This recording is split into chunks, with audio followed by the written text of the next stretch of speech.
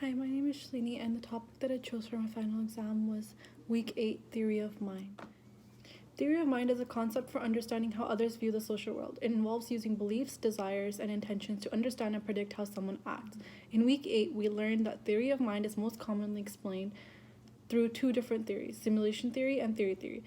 Sachs states that simulation theory is using your own thoughts to predict how someone else will act or feel during a certain situation, and theory theory is using your own feelings and thoughts in the situation to predict how other person is also feeling. We also learned that the human ability to represent the mental world of other individuals comes by age 5. Callahan. The theory of mind can develop differently for different ages and different social groups. Callahan, 2005, found that most children who passed were above the age of 5. This occurred across all cultures. Below the age of 5 seemed like they struggled a lot, maybe due to the fact that they would be younger still. For example, children below the age of 3 lack experience and exposure to the real world and objects that develop the theory of mind. As the mind develops in older children, the theory of mind starts to become more apparent. To find out how and when the theory of mind is developed, Callahan put 267 children from 5 different cultural and social settings through a false belief task. False belief tasks are most commonly used to test the theory of mind. The most popular false belief task is called the Sally Ann doll task. For Callahan's, she used a similar task to Sally Ann, but they used real people and real objects. In the task, children are presented with the trinket that is hidden under one of the 3 bowls. There are 2 experimenters, one that is placing the trinket under one bowl and leaving, and the next who moves the trinket to a different bowl while the first experimenter is gone out. Then the children were asked where the first experiment would think the trinket was hidden. Most 3-year-olds answered incorrectly, and most 5-year-olds passed the question by answering in the previous location. The fundamental shift in understanding the impact of false belief on behavior appears to be a universal milestone of development that occurs between ages 3 to 5. Callahan.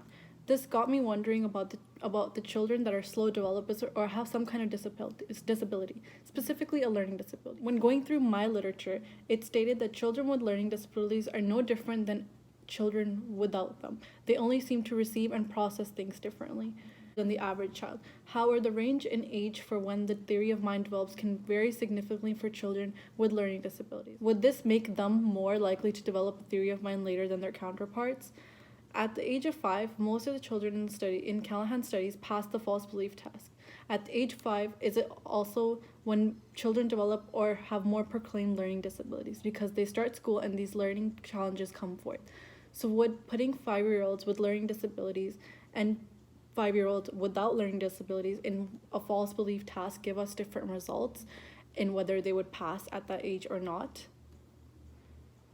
For my articles, I chose 3 different articles. The first article I used was by Shino Ogwa. Her article was about children with developmental disorders and whether or not they have a delay in learning of theory of mind. Ogwa compared the children's developmental age to their verbal age because children tend to excel in the developmental age even though they are doing poorly in the verbal age. They tested 8 Japanese school children with developmental disorder with 3 different picture stories in the same concept as a false belief task. After the stories, they were asked questions relevant to the false belief and moral judgment. The first and second story was a false belief task.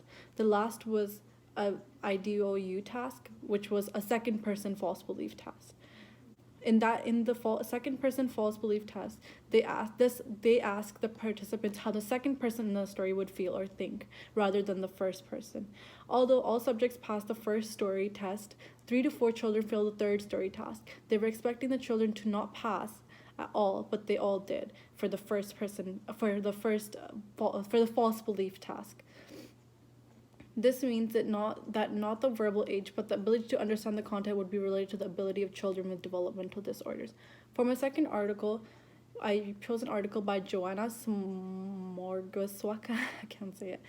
The researchers used parents to fill in the holes of research surrounding children and theory of mind. They provided parents of Polish children a CSUS scale, Children's Special Understanding Scale. The scale contains 6 subscales, that is belief, knowledge,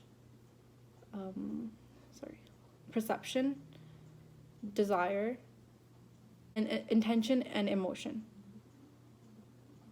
726 parents of all types of children were tested. The main objective of their study was to conduct further psychometric analysis of the actual scale, while at the same time answering some questions about the scale. Due to more diverse and older sample participants in comparison to the sample,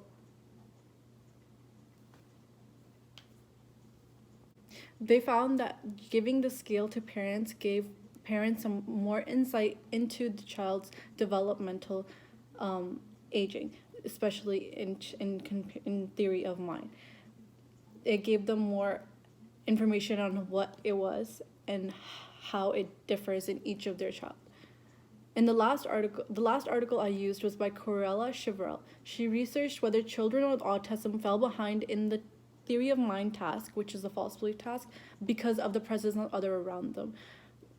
They stated that children with autism struggle around other people when other people are watching, which is called the audience effect. They hypothesized that experimental contexts involving direct interaction with an experimenter might elicit different reactions in children with autism and thus act as a potential confound in the interpretation of group differences during social cognitive tests, which was called the audience effect. They tested 154 children with autism and they were given 48 comic strip storylines, similar to the ones that were given to, similar to the Sally Ann doll task.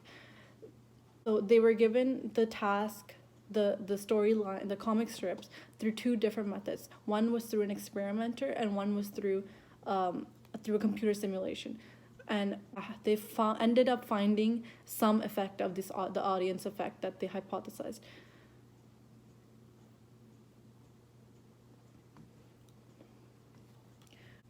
For my knowledge research, I decided that I wanted to see whether having a learning disability would affect theory of mind, the development of theory of mind. So would a 5-year-old still be able to pass a theory of mind task even though they would have a learning disability?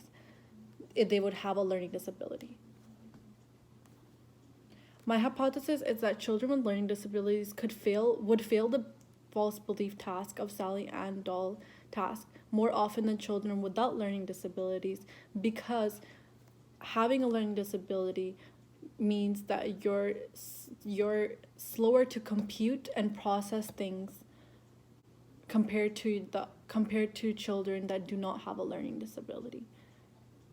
There are many different types of learning disabilities, but for my sample, I would only use children that would have dyslexia, dyspraxia, dysphasia, or aphasia, visual processing disorder, ADHD, or autism.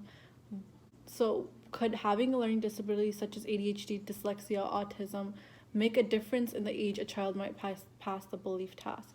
Since learning disabilities slow down receiving and processing, this may affect the false belief testing. 5-year-olds with learning disabilities will be less likely to pass the false belief test compared to 5-year-olds with no learning disability. For the method, we would pick participants that are 5-year-olds that have mild to moderate intellectual disability and 5-year-olds that do not have any intellectual disability. With these two groups, we would allow them to watch a clip or a cartoon of the Sally Ann doll task, the original Sally Ann doll task. In the Sally Ann doll task, the children are shown two dolls, Sally, who has a basket, and Anne, who has a box. Sally puts the marble in the basket and leaves the room. While Sally is gone, Anne will take the marble from the basket and put it in the box. Finally, Sally returns and the children are asked questions. The main question that is tested when they ask the children are, where will Sally look for the marble? Children who successfully pass are able to answer the question knowing that Sally will look where she has last left the marble. This means that the children understand that their perspective and reality differs from others' perspective and reality. I think the results could be varied, but I think most of the 5-year-olds would not pass the false belief test if they have proclaimed intellectual disability, because they have a different development than their normally developing counterparts. If we compared the passing rate between the different types of learning disabilities, I believe we would see a higher failing rate in children with autism compared to those with dyslexia. If we compared the passing rate between in-group comparisons, between the different types of learning disabilities, I believe that we would see a higher failing rate in children with autism compared to children with dyslexia or ADHD. There are many implications that could be occurring during this process.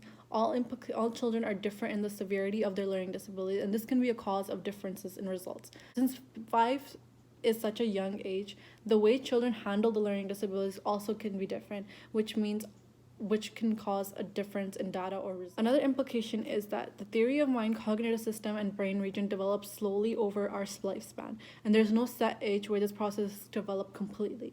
Maybe some children with learning disabilities might not be affected by their learning disability at all, but just could be affected by the slow growth of this area, responsible for other mental thoughts. Over the past few years, there has been more awareness about learning disabilities. I think my study could help understand some concept of what is different in the way a learning disability affects children and the way they think when it comes to things like intentions and feelings and desires and how other people feel the same way.